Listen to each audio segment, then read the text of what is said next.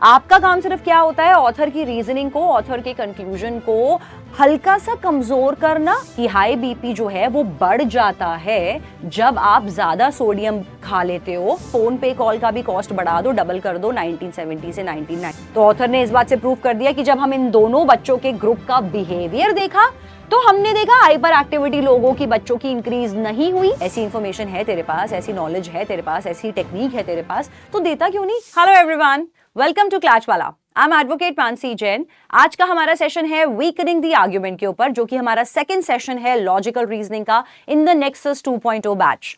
Weakening the argument के questions आपने बहुत बार क्लैट के पेपर्स में देखे होंगे, आपने मॉक्स में देखे होंगे, अपने सेक्शनल टेस्ट में देखे होंगे। वीकनिंग द आर्ग्यूमेंट के क्वेश्चंस कुछ इस हिसाब से होते हैं, जहां पर आपको एक पैसेज गिवन होगा और क्वेश्चन आपसे पूछ रहा होगा कि इनमें से कौन सा ऑप्शन है जो आपके आर्ग्यूमेंट को वीकन कर रहा है। तो वीकनिंग का मतलब होता है क्या, दैट इज आर्ग्यूमेंट को कमजोर बनाना। इसको करने की क्या स्ट्रैटेजीज हैं, क्या टेक्निक्स हैं, वो हम लोग आज क्लास में डिस्कस करेंगे। क्वेश्चंस के ऊपर उन टेक्निक्स को अप्लाई करेंगे एंड फिगर आउट करेंगे कि वीकनिंग के क्वेश्चंस को कैसे डील करना है। सबसे पहले तो वीकनिंग के बारे में एक सिंपल सा पॉइंट हमेशा ध्यान रखना कि वीकनिंग के क्वेश्चंस में जो बच्चे अक्सर गलती करते हैं, वीकनिंग का ये मतलब नहीं होता not to kill the argument. ये बहुत इंपॉर्टेंट पॉइंट है।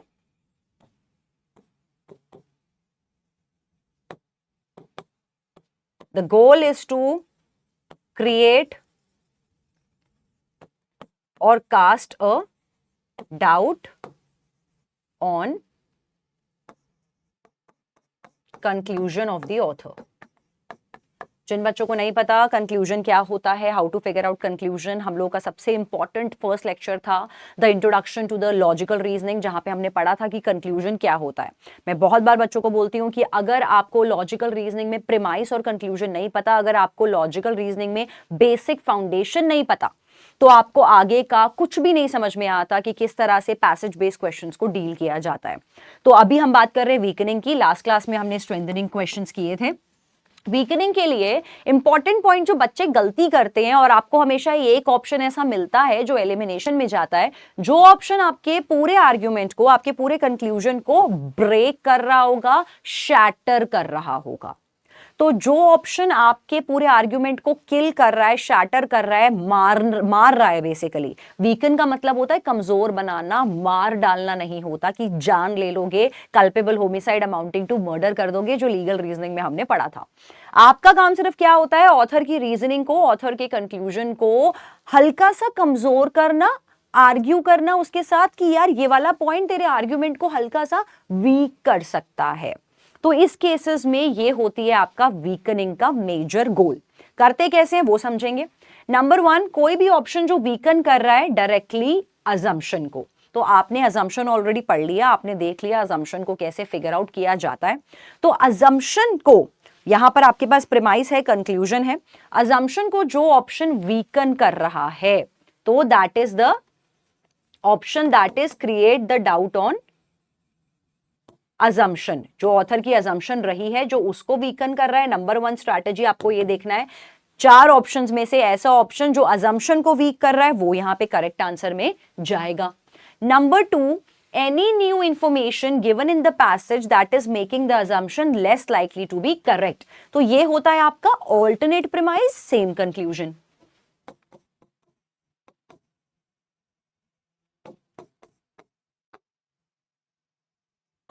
ये बोलता है कि अगर कोई new piece of information same conclusion तक लेके जा सकती है। अब क्या होता है, PNCR in the chain format, तो प्रीमाइस से आप कंक्लूजन तक पहुंचते हो, तो एक नया इंफॉर्मेशन अगर सेम कंक्लूजन तक आपको लेके आ सकती है, तो वो भी आपका वीकनिंग में करेक्ट आंसर होगा। इसको एक एग्जाम्पल से पहले समझेंगे, एक्स्ट्रा क्लियर हो जाएगा। पैसेज इंफॉर्मेशन आपकी ये कहती है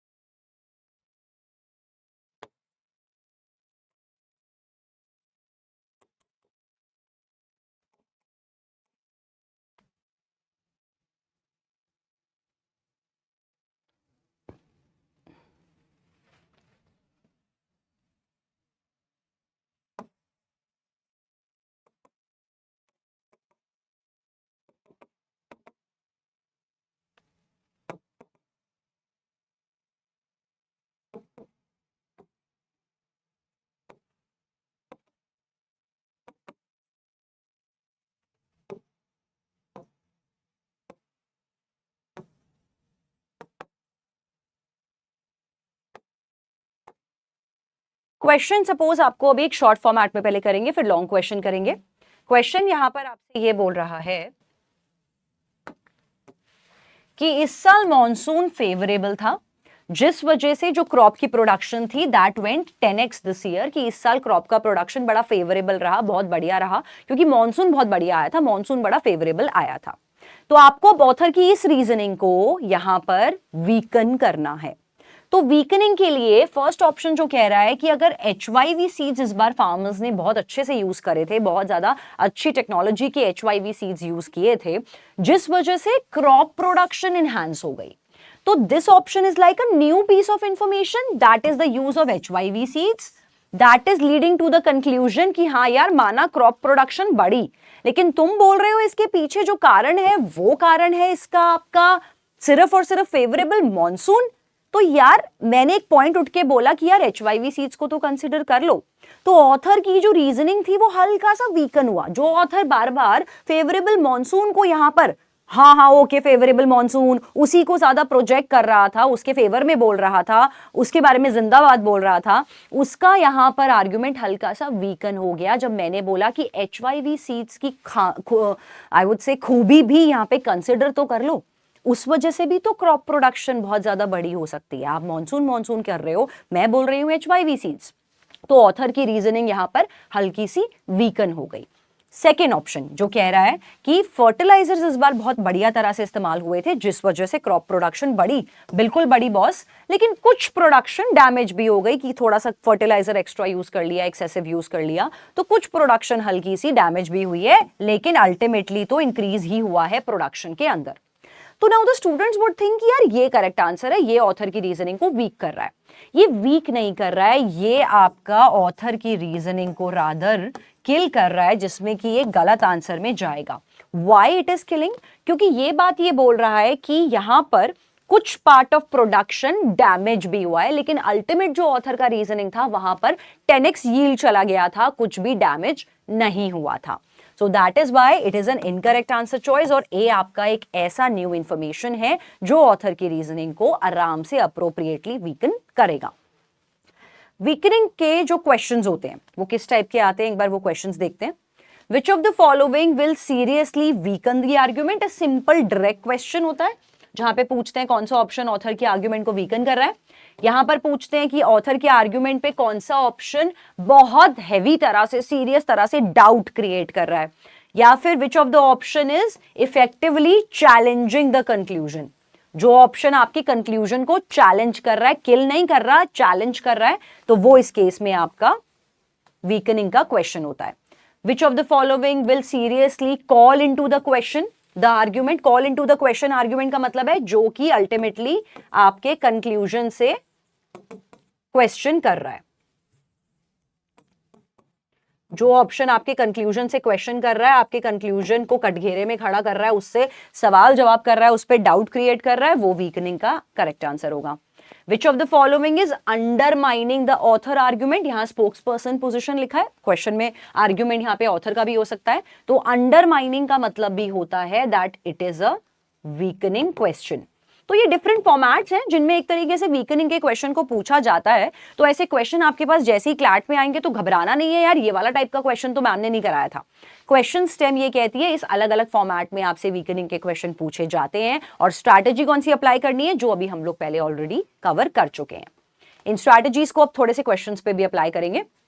फर्स्ट क्वेश्चन, स्टडीज सजेस्ट करती है for the vast majority of people जिनका नॉर्मल बीपी है, any amount of sodium greater than the required by the body simply excreted and does not significantly raise the BPs. So only persons, तो यहां पर ये वाला first premise आपके सामने क्या कहता है, जिन भी लोगों का नॉर्मल बीपी है, अगर वो गलती से, क्योंकि नॉर्मल बीपी वालों को मतलब सोडियम इज नमक बेसिकली, तो अगर नॉर्मल बीपी वाले लोग एक्सेस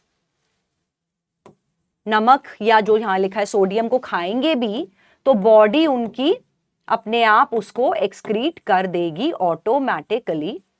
तो उनकी बॉडीज के लिए दिक्कत वाली बात नहीं है कि एक्स्ट्रा नमक खा लिया, और उनका बीपी भी नॉर्मल ही रहेगा, it will not raise their BP. तो जो लोग जिनको हाई बीपी है एंड जिनकी बॉडीज इनकेपेबल हैं ऐसे नमक को खुद निकालने के लिए, उनको अपने नमक के डाइट पर रिस्ट्रिक्ट रखना चाहिए। तो सिंपल इसका मतलब है जिन लोगों को हाई बीपी है they should not take excess sodium, क्योंकि ताकि यहां पर उनको अपना डाइट मैनेज करना बहुत जरूरी है, क्योंकि बॉडीज ऑटोमेटिकली नमक को, सोडियम को एक्सक्रीट नहीं कर पाएंगी बिकॉज उनको ऑलरेडी हाई बीपी है। इस वाली बात को ऑथर के आपको वीकन करना है। कौन सा ऑप्शन इस बात को वीकन कर रहा है, डाउट क्रिएट कर रहा है? First, high BP is more harmful than was previously believed. ये ऑप्शन ये कह रहा है यार हाई बीपी ना बड़ी खतरनाक बीमारी यार, किसी को नहीं होनी चाहिए, किसी को भी हो जाती है तो बड़ी दिक्कत हो जाती है, हाई बीपी बीमारी भाई सब किसी को ना हो। क्या ये वीकन कर रही है ऑथर की बात को? नमक के बारे में, मिर्ची के बारे में, हल्दी के बारे में, किसी बारे में नहीं बात कर रही है। तो ये टोटली आपका इररेलेवेंट चॉइस में जाएगा और आपको ये ध्यान रखना होता है एलिमिनेशन स्ट्रैटेजी में सबसे पहले इररेलेवेंट चॉइसेस को आपने एलिमिनेट करना है। बी कह रहा है high BP sometime exacerbated by intake of more sodium than the body requires, कि हाई बीपी जो है वो बढ़ जाता है जब आप ज्यादा सोडियम खा लेते हो जो कि बॉडी में रिक्वायर्ड नहीं होता। तो ये ऑप्शन जो है ये नॉर्मल बीपी वालों को भी कवर कर रहा है अपने साथ, लो बीपी वालों को भी कवर कर रहा है, क्योंकि ये स्पेसिफाई नहीं कर रहा, ये सीधा बोल रहा है कि हाई बीपी हमेशा बढ़ जाएगा आपका, और ज्यादा आपका बीपी हाई हो जाएगा अगर आप एक्स्ट्रा नमक खा लोगे, मतलब बॉडी निकाल नहीं पाएगी। तो ये भी आपका इस केस में इररेलेवेंट चॉइस में जाएगा। Access sodium intake over time often destroys the body's ability to process excess sodium. Considerable option क्यों, अभी बता देती हूँ। Every human being has a physiological need for at least some sodium. जैसे लोगों की एक physiological need होती है ना यार, खाने के बाद मीठा हो जाए, although जरूर खाना नहीं चाहिए बट स्टिल ठीक है कि खाने के बाद मीठा जरूर हो जाए। तो ये ऑप्शन क्या कह रहा है यार, हर किसी की ना फिजियोलॉजिकल नीड होती है यार, नमक तो खाना है, काम करना है, आज नमक चूसना है, घर जाऊंगा नमक की थैली लेके खा जाऊंगा। तो हर किसी की नीड होती है नमक की। Again a far fetch choice, इसको भी आप एलिमिनेट करोगे। सी क्या कह रहा था कि एक्सेस सोडियम जो लोग खाते रहते हैं, धीरे धीरे खाते रहते हैं, यहां पे ऑथर ने बोला था, अल्टीमेट ऑथर का कंक्लूजन क्या था कि नॉर्मल बीपी वाले लोग अगर एक्सेस सॉल्ट खाएंगे तो बॉडी ऑटोमेटिकली उसको एक्सक्रीट कर पाएगी, तो they should be good to go. C option ये कह रहा है कि अगर तुम ये बार बार टाइम के साथ एक्सेस नमक खाते चले जाओगे ये सोच के कि मेरा नॉर्मल बीपी अपने आप निकल जाएगा, तो ये धीरे धीरे तुम्हारी बॉडी की क्षमता जो है वो डिस्ट्रॉय कर देगी उस एक्सेस सोडियम को प्रोसेस करने के। तो जैसे सी उठ के बोला ये बात, ऑथर का जो आर्ग्यूमेंट था वो डाउट क्रिएट हो गया उस पे। हाँ यार बात तो सही कह रहा है, मैं तो ये बात बोल रहा हूं कि नमक खाते रहो निकलता रहेगा, नमक खाते रहो निकलता रहेगा, लेकिन धीरे धीरे बॉडी की भी तो कैपेबिलिटी डिस्ट्रॉय हो सकती है। तो ये बात ऑथर की रीजनिंग को कमजोर बना रहा है। That is why C will be the correct choice.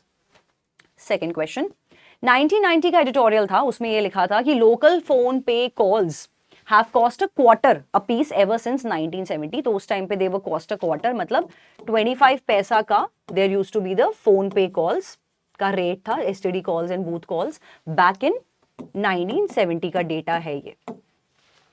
When a soft drink from a vending machine cost about the same, उसी दौरान 1970 के दौरान 25 पैसे में आपको फोन पे कॉल भी मिल जाता था और 25 पैसे में आपको कोला भी मिल जाता था जो मशीन से निकलता था। The price of the soft drink has more than doubled since then, so phone companies should be allowed to raise the price of phone pay calls too. ये ऑथर का अल्टीमेट कंक्लूजन है कि क्योंकि current time की बात की जाए तो कोला का जो प्राइस है दैट हैज बीन डबल्ड, तो फोन पे कॉल्स को भी अपना प्राइस डबल कर देना चाहिए। जस्ट बिकॉज रीजनिंग कुछ नहीं दी कि यार 1970 से अब कंपेयर करेंगे तो आजकल की डेट में तो कोला बड़ा महंगा है, लेकिन फोन कॉल्स आज भी सस्ते में हो पा रही हैं, 25 पैसे 50 पैसे, इनकमिंग फ्री आउटगोइंग फ्री। तो इन लोगों को भी अपने रेट्स डबल कर देने चाहिए क्योंकि कोला का रेट बढ़ गया है 1970 के कंपैरिजन में। कौन सा ऑप्शन ऑथर की बात को कमजोर कर रहा है, वीकन कर रहा है? फोन पे phone typically cost less than a soft drink machine in 1970। अब ये ऑप्शन कह रहा है कि जो फोन पे का प्राइस था वो कोला के प्राइस से कम था 1970 में। ऑथर ने कहा था सेम प्राइस था। तो ये ऑप्शन एक ऐसी इंफॉर्मेशन दे रहा है जो कि आपकी होल स्टोरी, आपके प्रिमाइस को ही बोल रहा है तू झूठा है भाई, एक अलग इंफॉर्मेशन लेके आ गया जिसकी कोई वैलिडेशन नहीं है, तो ये आपका गलत आंसर होगा। ड्यू टू इन्फ्लेशन, इन्फ्लेशन की वजह से देखा जाए तो prices of most goods have more than been doubled since 1970-1990। तो ये कह रहा है कि अगर हम कंपेयर करें 1970 से 1990 के बीच में, तो प्राइसेस ऑफ मोस्ट गुड्स, चाहे कोला हो, चाहे पानी हो, चाहे राशन हो, चाहे दवाइयां हो, सभी चीजों का प्राइस तो बढ़ता ही जा रहा है। ये ऑप्शन अदर गुड्स के बारे में बात कर रहा है, लेकिन आपका पूरा पैसेज सिर्फ फोन पे कॉल्स और कोला के बारे में बात कर रहा है। हमको क्या मतलब है कि बाकी राशन, दाल, पानी का प्राइस बढ़ा या नहीं बढ़ा? तो ये आपका गलत आंसर बन जाएगा। Government regulation of phone call prices did not become more stringent between 70s and 90s. ये बात कर रहा है गवर्नमेंट रेगुलेशन के बारे में, जो गवर्नमेंट की भाई जो जितने भी पॉलिसीज आई थी, ये ऑप्शन ये कह रहा है कि जो गवर्नमेंट की पॉलिसीज आई हैं वो फोन कॉल की प्राइसिंग के लिए did not become more stringent. तो ये कह रहा है कि यार वो ना गवर्नमेंट की पॉलिसी जो आई थी वो कभी भी इतनी स्ट्रिक्ट आई नहीं थी फोन पे कॉल्स के लिए। अब वो कोला के लिए आई है कि नहीं, कोला ब्रांड के लिए आई है कि नहीं, उस बारे में कोई बात नहीं कर रहा है, सिर्फ गवर्नमेंट पॉलिसी को लेके यहाँ पे बोल रहा है कि गवर्नमेंट पॉलिसीज क्योंकि कभी भी फोन पे कॉल्स के लिए स्ट्रिक्ट नहीं रही, तो इस केस में तो फिर प्राइस नहीं बढ़ाना चाहिए ना, फिर डबल क्यों करना है? तो ये भी आपका अनरिलेटेड ऑप्शन है। डी कहता है 1970 से 1990 के बीच कॉस्ट ऑफ इंग्रेडिएंट जो सॉफ्ट ड्रिंक में डलते हैं उनकी कॉस्ट बढ़ चुकी है at a greater rate than the cost used in telephone equipment. Got the answer, D is the correct answer. D कह रहा है यहां पर कि ऑथर की रीजनिंग को वीक करना है। ऑथर की रीजनिंग क्या थी कि फोन पे कॉल का भी कॉस्ट बढ़ा दो, डबल कर दो 1970 से 1990 के बीच, जस्ट लाइक कोला।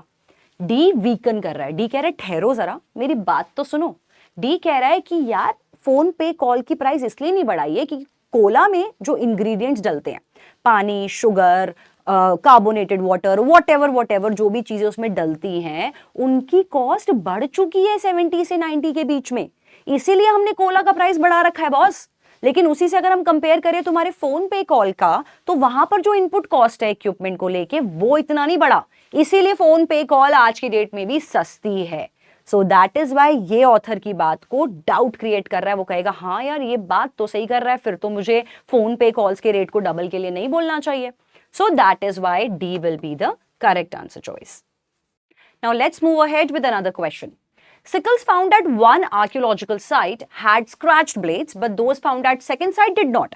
तो यहां पर बोला गया है कि सिकल्स को ढूंढा गया, जो खुरपियां होती हैं इस तरह से होती हैं जो एग्रीकल्चर वगैरह में यूज होती है, तो सिकल्स को दो साइड से ढूंढा गया। साइट 1 वाली पर स्क्रैच ब्लेड्स थे और जो साइट 2 से सिकल्स पाए गए उनमें स्क्रैच ब्लेड्स नहीं थे। अब इसके पीछे इन्होंने क्या कहा, since sickle blades are always become scratch, जब भी उनको ग्रेन हार्वेस्ट करने के लिए यूज किया जाता है तभी उनके जो ब्लेड्स हैं वो स्क्रैच हो जाते हैं। तो इस बात से ये पता चलता है कि जो फर्स्ट साइट पर सिकल्स पाए गए थे उनको हमने ग्रेन हार्वेस्ट करने के लिए इस्तेमाल किया था, लेकिन जो दूसरी साइड से पाए गए थे उनको हमने ग्रेन्स को हार्वेस्ट करने के लिए इस्तेमाल नहीं किया था, क्योंकि इनमें स्क्रैच ब्लेड्स थे और इनके ब्लेड्स को स्क्रैच नहीं किया गया था। नाउ लेट्स अंडरस्टैंड इसमें क्या रहेगा आपका वीकनिंग। क्वेश्चन पूछता है कौन सा ऑप्शन ऑथर की बात को अंडरमाइन कर सकता है।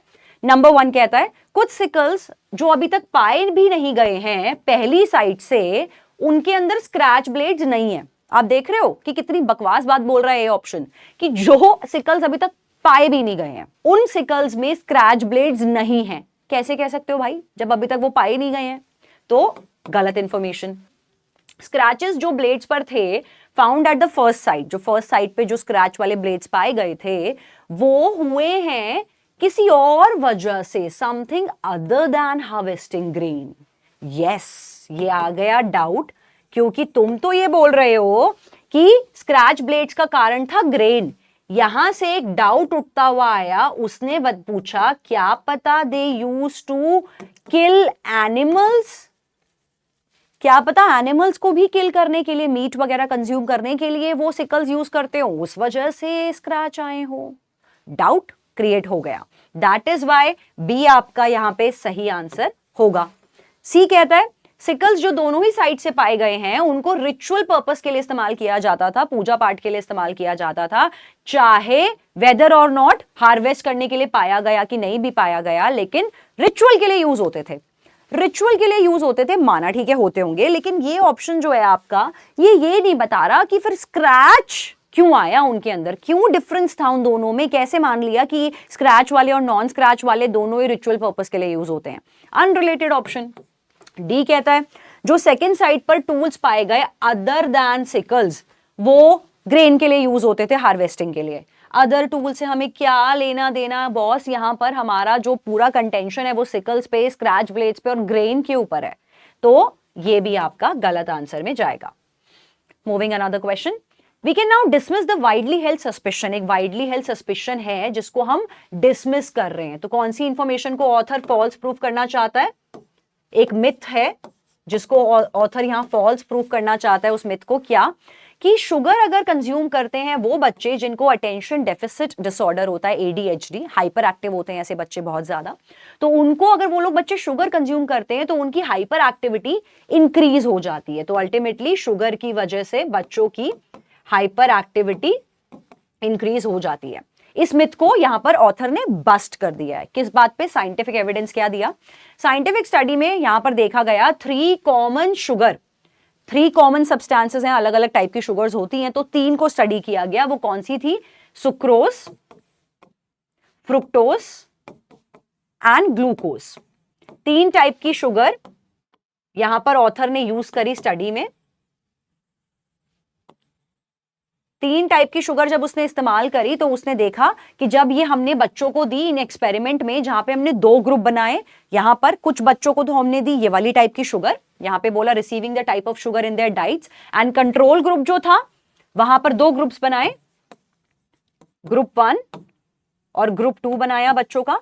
इन बच्चों को तो दी ये वाली सारी शुगर 3 टाइप की, और दूसरे बच्चों को दिया शुगर का सब्स्टिट्यूट इंस्टेड ऑफ शुगर। इस वाले ग्रुप के बच्चों को दिया सब्स्टिट्यूट लाइक स्टीविया और समथिंग, यहां पर बच्चों को दिया सब्स्टिट्यूट। और ये देखा गया that no statistically significant difference was there in the thinking और बिहेवियर। तो ऑथर ने इस बात से प्रूव कर दिया कि जब हम इन दोनों बच्चों के ग्रुप का बिहेवियर देखा तो हमने देखा हाइपर एक्टिविटी लोगों की, बच्चों की इंक्रीज नहीं हुई। तो नेट ऑथर ने कंक्लूजन क्या निकाला कि शुगर जो है वो हाइपर एक्टिविटी बच्चों में नहीं बढ़ाता, क्योंकि हमने सब्स्टिट्यूट दिया उनमें भी चेंज नहीं आया, जिनको हमने ये 3 टाइप की शुगर दी उनमें भी चेंज नहीं आया। आपको इस वाली बात को ऑथर के वीकन करना है।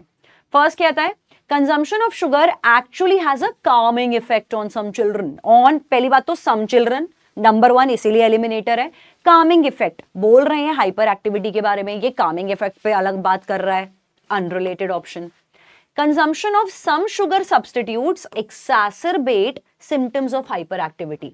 सम शुगर सब्स्टिट्यूट मतलब इसने कहा, तेरी बात से मैं मानता हूं तूने लेकिन सिर्फ क्या दिया था अपने एक्सपेरिमेंट में? फ्रुक्टोज, ग्लूकोज और एक और था, कौन सा था? सुक्रोज।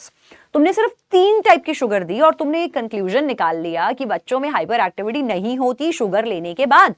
लेकिन ऐसे भी कुछ अदर सब्स्टिट्यूट्स हैं बॉस शुगर के।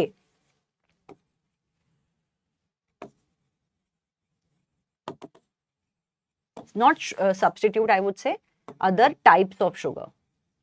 कुछ ऐसे भी टाइप्स हैं शुगर के जो बच्चों की हाइपर एक्टिविटी को बढ़ा देते हैं। तो डाउट क्रिएट नहीं हो गया कि हाँ यार ये तो सही है, मैंने तो सिर्फ 3 वैरायटी टेस्ट की थी, क्या पता वो जो वैरायटी नंबर 4 हो, वैरायटी नंबर 5 हो शुगर की, वो बच्चों में हाइपर एक्टिविटी इंक्रीज कर देती हो। Yes, bang on, correct answer. C कह रहा है स्टडी इंक्लूड कर रही थी सम ऑब्जर्वेशन जहां पर ईच ग्रुप में इस कॉन्टेक्स्ट में that generally tend to make children excited. इसने कहा कि स्टडी में कुछ ऑब्जर्वेशन में देखा, सिर्फ कुछ ऑब्जर्वेशन में देखा कि बच्चे हाँ थोड़े बहुत एक्साइटेड हो गए थे, एक्टिव हो गए थे। हाइपर एक्टिविटी की ये भी बात नहीं कर रहा। अनरिलेटेड। डी कहता है कुछ बच्चों को ये पता था, दे बिलीव दैट कि वो बच्चे डिफरेंस बता सकते थे टेस्ट में, शुगर और सब्स्टिट्यूट के टेस्ट में बच्चे डिफरेंस बता सकते थे। अनरिलेटेड ऑप्शन, क्योंकि ये बोल रहा है तो टेस्ट की बात चल रही है यहाँ पे, हाइपर एक्टिविटी और शुगर का कनेक्शन की बात चल रही है। ये ऑप्शन कह रहे हैं बच्चे ना टेस्ट में डिफरेंस बता देते थे कि हाँ ये स्टीविया है या ये वो एक्चुअल चीनी है जो मेरे को खाने का मन है। That will clearly make in this question be the correct answer choice. Moving ahead with another one. One good clue as to which geographical regions have this ancient relic was moved through in the past involves the analysis of pollen that clinges onto the surface of a relic. Relic होता है आपका archaeological sites पर ना, वो जो stone type का कुछ मिलता है जो एक पीरियड की हिस्ट्री बताता है. It's like an archaeological object जो पाया जाता है हिस्टोरिकल में, जैसे कोई स्टोन होता है जहाँ कार्विंग होती है किसी पर्टिकुलर किंगडम की, उस तरह का जो कुछ पत्थर ऐसा होता है उसको जनरली रेलिक बोलते हैं. तो ये बोल रहे हैं कि एक गुड क्लू जिससे ये पता चले कि ये रेलिक कौन से एरिया को बिलोंग करता है. जैसे सपोज कि एक रेलिक पाया गया साउथ अमेरिका में, तो वहां पर उस रेलिक को ये पहचानना कि ये रेलिक जो है ये एक्चुअली साउथ अमेरिका की भूमि का ही है या ये अफ्रीका के जंगलों का है. तो ये चीज पता लगाने का कि कौन से एरिया को ये रेलिक बिलोंग करता है, इसको पता लगाने का तरीका क्या है? Analysis of pollen. पोलन होते हैं वो जो पोलन ग्रेन्स छोटे छोटे होते हैं जो फ्लावर्स के ऊपर लगे होते हैं, ठीक है. तो छोटे छोटे जो फ्लावर्स के पार्ट होते हैं उनको पोलन ग्रेन्स कहते हैं. तो ये जो पोलन चिपक जाते हैं रेलिक से, उनको अगर हम एनालाइज करेंगे तो हमको ये पता चल जाएगा कि ये रेलिक कौन से एरिया को बिलोंग करता है. सपोज साउथ अमेरिका में एक रेलिक पाया गया, उसके पोलन्स को स्टडी किया गया, तो ये पता चला कि यार ये वाला जो पोलन है, ये वाला जो प्लांट है, ये तो सिर्फ ना ऑस्ट्रेलिया की मिट्टी में ही उगता है. तो यहां से साइंटिस्ट क्या बोलेंगे कि ये जो रेलिक है ये ऑस्ट्रेलिया की भूमि को बिलोंग करता है, वहां की धरती को बिलोंग करता है. पोलन के एनालिसिस से हम ये चीज फिगर आउट कर सकते हैं कि कौन से रेलिक कौन से एरिया का पार्ट है. A relic is linked to the geographical area by the identification of pollen from the plants that were known to be unique to that area. जैसा मैंने कहा कि पोलन से निकालते हैं प्लांट, प्लांट से निकालते हैं एरिया, ऐसे निकाल लेते हैं रेलिक का लोकेशन. आपको इस बात पे डाउट क्रिएट करना है ऑथर की, कि ऑथर के डाउट पे, रिलायबिलिटी पे ना ऐसे सवाल उठ जाएं कि ये जो बोल भी रहा है क्या सही बोल रहा है. फर्स्ट ऑप्शन कहता है pollens are often transported from one region to another by wind और ह्यूमन मूवमेंट. तो बच्चों ने जो ढंग से पढ़ रहे हैं, समझ रहे हैं, उनको पता चल गया होगा. मिल गया हमें answer. Yes, that's a correct answer. यहां पर पोलन का मूवमेंट था, कॉज था पोलन मूवमेंट का रेलिक. एक बंदे ने नई पीस ऑफ इंफॉर्मेशन दी कि जो पोलन का मूवमेंट है बॉस, वो विंड की वजह से भी हो सकता है और वो ह्यूमन की वजह से भी हो सकता है. तो मतलब आज जो रेलिक पर तुमने पोलन देखे चिपके हुए, वो रेलिक अपने साथ पोलन नहीं लेके आया था ऑस्ट्रेलिया से. वहां पे कोई ऑस्ट्रेलियन आया जिसके जूते में वो पोलन चिपका हुआ था, जो वहां पर रेलिक के साथ चिपक गया. और क्या पता हवा उड़ा के पोलन को यहां पे ले आई हो और यहां से इस वजह से वो पोलन उस रेलिक के साथ चिपका हुआ हो. डाउट तो क्रिएट हो गया. हाँ, हम अभी तक सोचते थे कि रेलिक पे जो भी पोलन चिपका है बस उसी को स्टडी कर लेते हैं, एरिया पता चल जाएगा. हमने तो ये सोचा ही नहीं कि ये जो पोलन है ये कहीं और से भी आया हो सकता है उस रेलिक के ऊपर. तो that is why A is the correct one.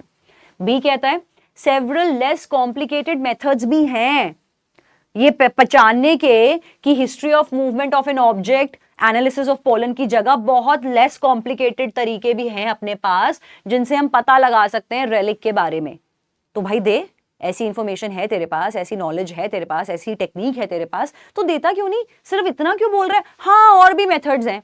तो अनरिलेटेड बात पे बात कर रहे हैं. अगर आर्ग्यूमेंट का यहाँ पॉइंट होता, ये इंसान ये बात बोलता, तो हम बोलते बैठ जा, टाइम मत वेस्ट कर, कुछ आएगा अच्छा तब बोलियो, हमारे आर्ग्यूमेंट को वीकन करने की जरूरत नहीं है. सी कहता है Many types of pollen were common to several geographical regions in ancient world. इन्होंने कहा कि कुछ ऐसे पॉलन्स है, इसने कंप्लीटली ब्रेक कर दिया आपके कंक्लूजन को. इसने कहा कुछ ऐसे पॉलन हैं जो वर्ल्ड में जगह जगह मल्टीपल जगह पाए जाते हैं. मतलब एक पॉलन जो आज एक रेलिक से चिपका है, ये सेम पॉलन ऑस्ट्रेलिया की धरती पे भी उगता है, ये सेम पॉलन इंडिया की धरती पे भी उगता है, ये सेम पॉलन जो है ये अफ्रीका की धरती के प्लांट्स में भी उगता है. अबे तो फिर कैसे पता लगाएंगे अब कि इंडिया का है, अफ्रीका का है या ऑस्ट्रेलिया का रेलिक है ये? तो ये आपके कंक्लूजन को तो ब्रेक कर रहा है. पॉलन की बात को ही कंप्लीटली ब्रेक कर रहा है. एटलीस्ट पॉलन वाले ने एक टेक्निक तो दी थी, तुमने तो उस टेक्निक की एक्चुअली भी वो कर दिया कि ये भी कुछ एक्चुअली मैटर करता ही नहीं है. तो गलत आंसर. डी कहता है Data are scarce as to the geographical distribution of pollen of many ancient plants. इसने सीधा बोल दिया अपने पास तो डेटा ही नहीं है पॉलन्स को लेके, डेटा ही बहुत स्कार्स है यार, उतना डेटा ही नहीं है, उतनी इन डेप्थ स्टडी ही नहीं है, तो फिर वीकन कहाँ करेगा जब ये तो ऑलरेडी ऑप्शन हार मान चुका है कि डेटा ही नहीं है अपने पास तो. So that will clearly make A the correct answer choice. So whenever you are dealing with a weakening kind of questions, always pay attention to the strategies जो हमने आज डिस्कस करी हैं. आर्ग्यूमेंट को बहुत क्रिटिकली एनालाइज करो, तभी आप प्रॉपरली उसको वीकन कर पाओगे. और अल्टीमेट स्ट्रैटेजी जो इंपॉर्टेंट है कि आपको यहाँ पर एलिमिनेटर्स का खास ध्यान रखना है जब भी आप वीकनिंग के क्वेश्चंस में डील करोगे. तो एलिमिनेटर्स में नंबर 1 जो ऑप्शंस अनरिलेटेड हैं, जो बकवास बातों पे बात कर रहे हैं, जो फार फेच्ड ऑप्शंस हैं, उनको नहीं पिक करना. ऐसे ऑप्शन को जो आपके कंक्लूजन को किल कर रहे हैं उनको नहीं पिक करना. और ऐसे ऑप्शन जो आपके प्रीमाइस को किल कर रहे हैं, प्रीमाइस की इंफॉर्मेशन को झूठा साबित कर रहे हैं, उनको नहीं पिक करना. So always pay close attention to the eliminators and you will definitely be able to crack the weakening the argument kind of questions. मिलेंगे बहुत जल्द आपसे अगले सेशन में. Take care everyone. पढ़ते रहिए, डीपीपी को प्रैक्टिस करिए. आज वीकनिंग पढ़ लिया है, जाके फटाफट से डीपीपी सॉल्व करो, क्वेश्चंस को प्रैक्टिस करो. Take care, bye bye.